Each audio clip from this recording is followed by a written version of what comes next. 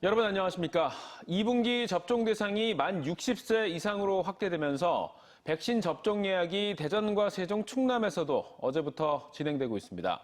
그런데 지역에서도 1,700여 건이 넘는 이상 반응이 신고되고 또 사망자까지 나오면서 시민들 사이에선 여전히 백신 공포가 계속되고 있습니다. 과연 백신을 맞아도 될까라는 고민이 드는데 고혈압이나 당뇨, 고지혈증 같은 기저질환자는 걱정이 더 큽니다. 김철진 기자가 취재했습니다. 2분기 백신 접종 대상이 확대되면서 어제부터 70에서 74세를 대상으로 한 아스트라제네카 백신 사전 예약이 시작됐습니다. 사전 예약 첫날 대전과 세종에서 각각 6,400여 명과 1,500여 명이 예약을 했고 충남에서도 시군별로 진행돼 전국적으로 11.5%가 예약됐습니다. 10일부터는 65세 이상, 13일부터는 60세 이상 예약이 진행됩니다. 신규 예약과 함께 기존 대상자에 대한 접종도 계속돼 지역에선 25만 명이 넘는 시민들이 백신을 맞은 것으로 나타났습니다. 하지만 지역 곳곳에서 백신을 맞은 뒤 이상 반응이 나타났다는 신고가 계속되면서 우려도 이어집니다. 대전에선 사망자 3명을 포함해 모두 777건의 이상 반응이 접수됐고 충남에서도 900건에 가까운 이상 반응이 접수됐습니다. 백신 접종을 꺼리는 가장 큰 요인은 이상 반응에 대한 두려움 때문인데 이상 반응 신고율은 초기엔 1.8%였지만 최근 0.1%까지 떨어진 상태입니다. 가장 큰 걱정은 기저질환자들. 65세 이상 가운데 3분의 2가 고혈압, 3분의 1은 당뇨 증상을 가지고 있다 보니 기피하는 경우가 많은데 전문가들은 기저질환자도 맞는 것이 좋다라는 입장입니다. 코로나 감염 시 기저질환이 더 빨리 악화되고 치사율이 높다는 이유인데 다만 수치가 높은 중증인 경우 접종 전에 주치의와 상담한 것이 도움이 됩니다. 또 접종 당일 컨디션이 좋지 않다면 접종을 미루는 것이 꼭 필요하다 말합니다. 아침에 접종하기 전에 몸 상태가 평소보다 안 좋다든지 이런 이상 증상이 혹시 느껴지실 경우에는 접종일을 다른 날로 변경하시는 게 낫겠습니다. 또한 몸이 불편하다면 아스피린보단 타이레놀을 복용하는 것이 좋고 열이 계속될 경우 정량을 넘겨 먹기보단 응급실을 찾아야 한다고 조언했습니다. 무엇보다 아스트라제네카로 인한 희귀혈전 발생률은 100만 명당 6.5건으로 벼락 맞을 확률의 5분의 1에 불과합니다. TJB 김철진입니다. 대전에서 식당을 거쳐 교회로 이어진 코로나19 연쇄 감염이 계속되고 있습니다. 대전시에 따르면 서구 한 대형교회 목사가 확진된 데 이어 신도 8명이 잇따라 추가 확진됐습니다. 교회 내 연쇄 확진은 20대 신도 A씨로부터 시작됐으며 A씨가 지난달 29일 방문한 서구 한 식당에 있던 손님 가운데서도 추가로 확진자가 4명 나온 상태로 N차 감염까지 포함해 모두 22명이 코로나19에 감염됐습니다. 충남 천안에서도 기존 확진자와 접촉한 50대와 60대가 추가로 확진됐습니다. 세종으로 이전하는 중소벤처 기업부를 대신해 대전으로 오는 공공기관들이 드디어 결정됐습니다.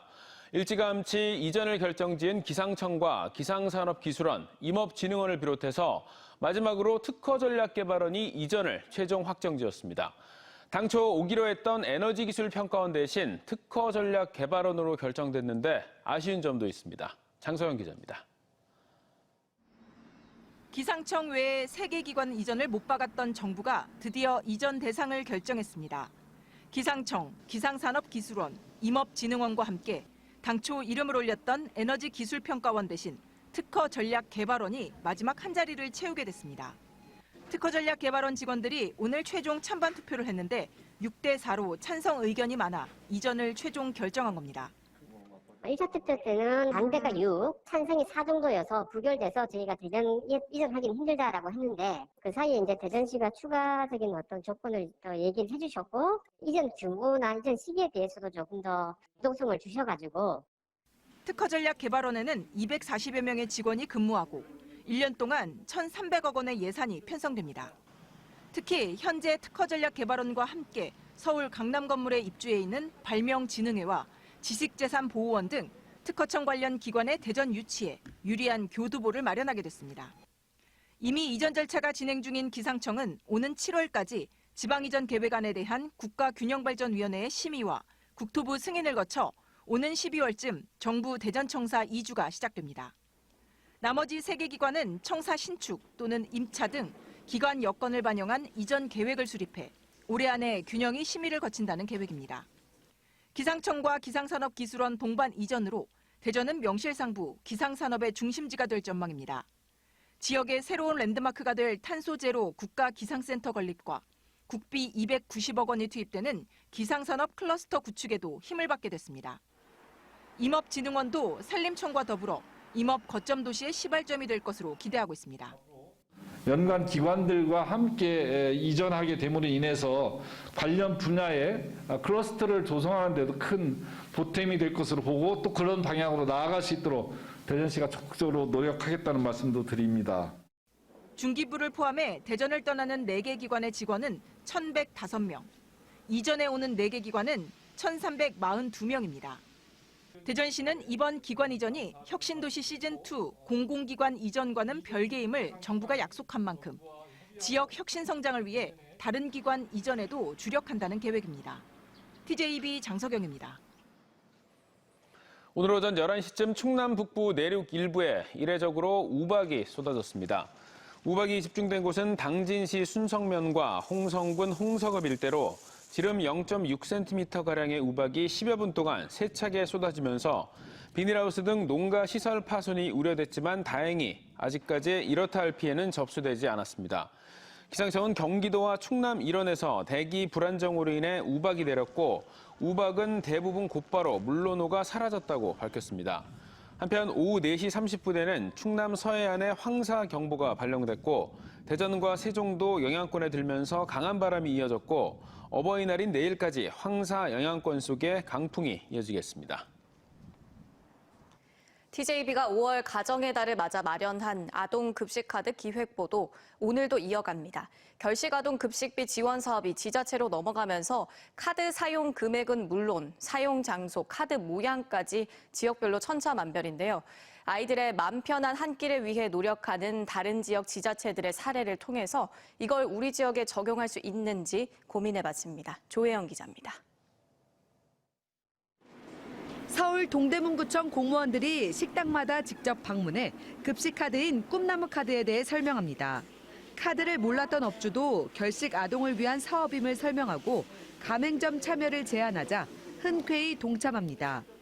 공무원들의 발로 뛰는 홍보로 급식카드 가맹업소가 2달 만에 97곳에서 708곳으로 늘었습니다. 가맹을 거부한 일반 음식점 사장님을 한 분 한 분 설득하여 현재 가맹점을 대폭 확보하여 아이들에게 제공하고 있습니다. 업주들에게는 매출 상승과 함께 아이들에게 따뜻한 밥 한 끼를 제공하는 보람도 선사합니다. 가게의 매출이 상승됨으로써 가게 활성화가 되니까 운영하는 데 훨씬 도움이 됐던 것 같습니다. 짜장면을 먹으며 아이들이 즐거워하는 모습을 보며 저 자신도 매우 즐거웠고요. 설문조사로 아동들이 희망하는 업소를 집중 확대했는데 일반 음식점과 편의점 비율이 7대3으로 아이들이 편의점이 아닌 편안한 장소에서 식사할 수 있는 여건이 조성됐습니다. 경기도는 일반 카드와 다르게 생긴 급식카드를 아이들이 꺼려할 수 있다는 고민을 했습니다. 그 결과 카드사인 농협과 협의해 일반 체크카드 모양과 동일하게 교체했는데 만족도가 높습니다. 또 도내 모든 일반 음식점에서 사용할 수 있게 바꿔 가맹점이 11,500개에서 15만 7천 개로 13배나 늘었습니다. 1,060억 원의 예산을 들여 이번 달부터 지원 단가도 6,000원에서 7,000원으로 올렸고 남은 금액은 다른 지자체와 달리 2월이 가능합니다. 광역 단위에서는 최초로 이제 7,000원으로 저희가 올렸고 지금 이제 일반 체크로 바뀌면서 가맹점 수도 15만 7천 개 정도가 되니까 뭐 편하게 사용할 수 있도록 그렇게 개선을 좀 했습니다. 이처럼 지역에 따라 다른 혜택이 제공되는 건 주기적으로 아이들의 의견을 듣고 아이들의 편에 서보는 적극적인 행정이 뒷받침됐기 때문입니다. 지자체별로 사정에 따라 지원 금액은 다를지라도 아이들이 마음 편히 그리고 제대로 사용할 수 있도록 지역사회가 함께 고민하고 개선해 나가야 합니다. TJB 조혜원입니다. 천안시는 인구 92만 명을 목표로 한 2035년 천안 도시 기본 계획을 충남도로부터 최종 승인받았습니다. 새로운 도시 기본 계획에 따르면 도시 공간 구조는 성환, 직산, 목천, 병천을 부도심으로 입장, 성거, 청룡, 풍세, 광덕을 3지역으로 지정해서 천안시 인접 시군의 특성을 고려한 상생 발전할 수 있는 발전축으로 설정됐습니다. 계획 인구는 천안시의 과거 10년 동안의 증가 추이를 바탕으로 천안시 주요 관광지 및 철도 이용객, 대학교 기숙사 인원 등의 주간 활동 인구를 고려해 최종 92만 명으로 책정됐습니다. 국내에서 가장 긴 해저터널인 보령 해저터널이 10여 년에 걸친 공사 끝에 올 연말 개통됩니다. 해저터널이 연결되는 원산도에 해상 케이블카가 설치되고 인근 서산 간월도에 대규모 관광지가 들어서는 등 서해안 관광지도가 크게 달라질 전망입니다. 최은호 기자입니다. 대천항과 해저터널로 이어지는 보령 원산도와 인근 삽시도가 해상 관광 케이블카로 연결됩니다. 섬과 섬 사이의 케이블카는 국내 최초인데 총 길이는 3.9km에 달합니다. 아름다운 서해바다와 주변 90여 개의 섬을 한눈에 볼 수 있는 것이 특징입니다. 보령시는 지난해 우선협상 대상자를 선정한 데 이어 이번에는 실시 협약을 체결해 본격적인 사업 시작을 알렸습니다. 모두 1,000억 원이 투입되는 해상 케이블카는 2024년에 완공될 계획입니다. 보령시는 해저터널과 함께 안면도와는 해상 교량으로 이어지는 국도 77호선의 중심 원산도에 이천시내 리조트와 해양치유센터 등을 조성할 예정입니다. 해양 레저, 해양 관광, 해양 치유를 통해서 서해안 시대를 우리 만세보령이 주도해서 이끌고 간다는 그러한 믿음과 의지를 가지고 추진하고 있다고 말씀드립니다. 보령 해저터널의 개통이 올해 11월로 당초 예상보다 조금 앞당겨지면서 국도 77호선을 바탕으로 한 관광지 개발에도 속도가 붙고 있습니다. 향후 서해안에 관광객이 급증할 것으로 예상되면서 인근 시군들도 함께 바빠졌습니다. 안면도 길목에 있는 서산시 간월도에는 5만 5천여 제곱미터 대규모 관광지가 개발됩니다. 지하 2층, 지상 19층 규모의 호텔과 리조트 시설 등은 5,900억 원이 투입돼 2024년까지 들어설 예정입니다. 또 간월도와 간월암 사이 바다 위에는 110m 길이의 탐방로가 설치되고 전통 어로 방식인 독살 체험장이 2,400제곱미터 규모로 설치됩니다. 간월도 관광지 조성과 함께 분화모 역가척 사업, 가로리만 해양정원 사업 등등과 연계된다면 많은 시너지 효과도 기대하고 있습니다. 지난 2010년 공사를 시작해 11년 만에 개통되는 보령 해저터널이 서해안 관광산업을 뒤바꿔 놓을 걸로 기대됩니다. TJB 최현우입니다. 지난 5일 개막해 내일까지 진행되는 2021 온택트 공주 석장리 구석기 축제가 온라인에서 큰 호응을 얻고 있습니다. 직콕 라이브 구석기 골든벨과 전국 최초 구석기를 테마로 한 온라인 방탈출 게임 1박 2일 생존기 등이 유튜브로 생중계되고 있습니다. 공주시는 비록 온택트 축제로 개최되지만 석장리 박물관을 찾는 관광객들에겐 시간당 70명으로 예약을 받아 입장시키고 있습니다. 대전의 아파트 전셋값이 지난해 임대차법 시행 이후 가파른 상승세를 보이고 있습니다.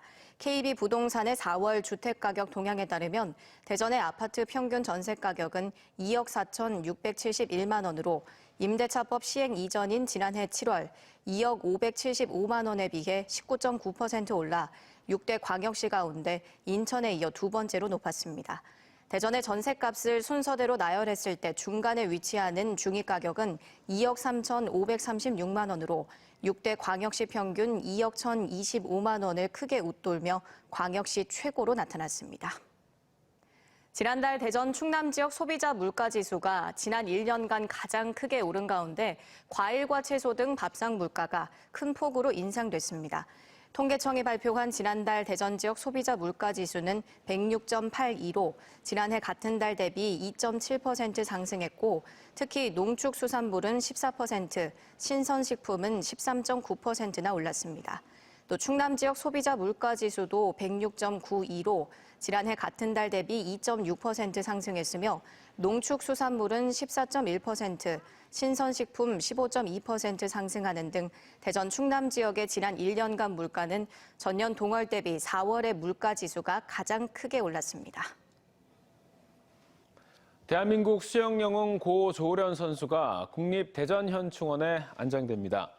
국가보훈처는 고 조 선수가 국가사회공헌자로서 훈장을 받아 국립묘지 안장 대상자로 결정됨에 따라 유족들과 협의를 거쳐 고인의 유해를 대전현충원 국가사회공헌자 묘역에 안장할 예정이라고 밝혔습니다.